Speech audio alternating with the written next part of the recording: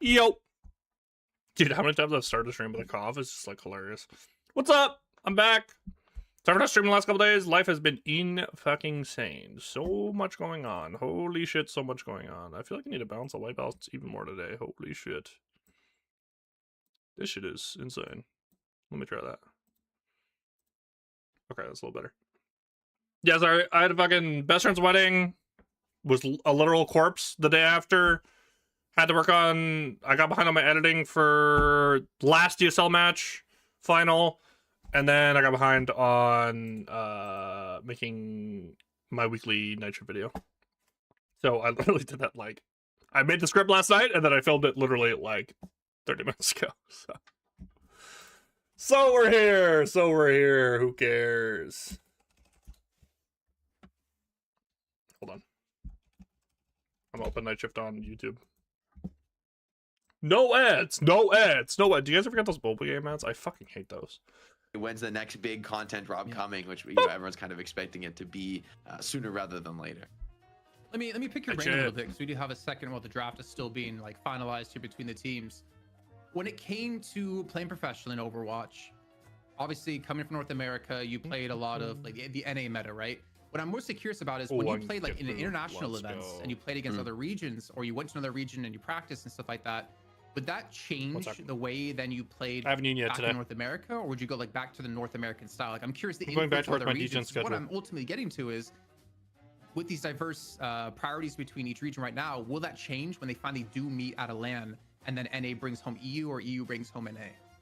I mean, it's interesting. Like Overwatch, I think is actually a pretty decent comparison in that way in terms of like what strategy is seen across regions, but actually in Overwatch, even though we have major LANs where we get the best teams in the whole world to play together, there really are pretty distinct regional styles in like different regions just kind of choose to play one way or the other.